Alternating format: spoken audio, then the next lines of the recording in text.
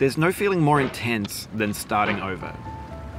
If you deleted your homework the day before it was due, as I have, or if you left your wallet at home and you have to go back after spending an hour in the commute. If you won some money at the casino and then put all your winnings on red but it came up black. If you got your best shirt dry cleaned before a wedding and then immediately dropped food on it.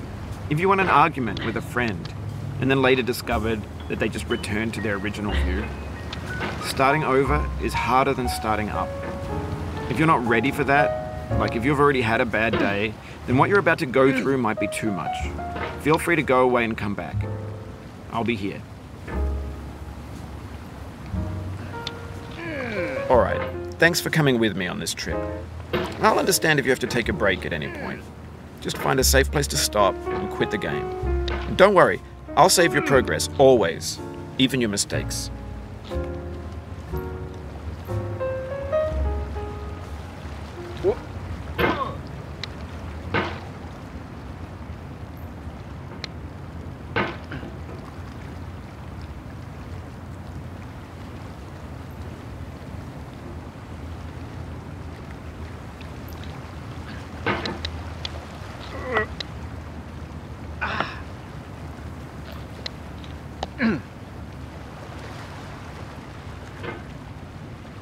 This game is a homage to a free game that came out in 2002, titled Sexy Hiking. The author of that game was Jazuo, a mysterious Czech designer who was known at the time as the father of B games. And B games are rough assemblages of found objects. Designers slap them together very quickly and freely, and they're often too rough and unfriendly to gain much of a following. They're built more for the joy of building them than as polished products.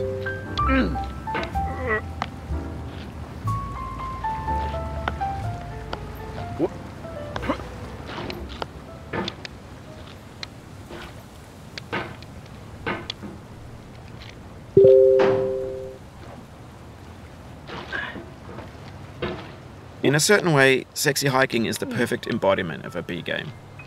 It's built almost entirely out of found and recycled parts, and it's one of the most unusual and unfriendly games of its time. In it, your task is simply to drag yourself up a mountain with a hammer. That act of climbing, in the digital world or in real life, has certain essential properties that give the game its flavor. No amount of forward progress is guaranteed. Some cliffs are too sheer or too slippery, and the player is constantly, unremittingly in danger of falling and losing everything. Anyway, when you start Sexy Hiking, you're standing next to this dead tree that blocks the way to the entire rest of the game. It might take you an hour to get over that tree, and a lot of people never got past it.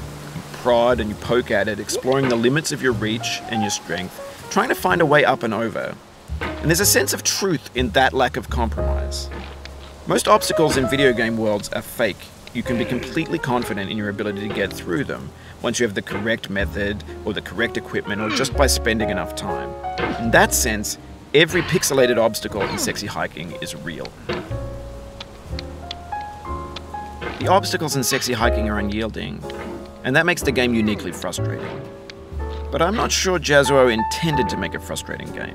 The frustration is just essential to the act of climbing, and it's authentic to the process of building a game about climbing. A funny thing happened to me as I was building this mountain. I'd have an idea for a new obstacle, and I'd build it, test it, and it would usually turn out to be unreasonably hard. But I couldn't bring myself to make it easier.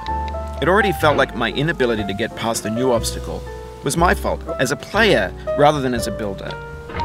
Imaginary mountains build themselves from our efforts to climb them, and it's our repeated attempts to reach the summit that turns those mountains into something real.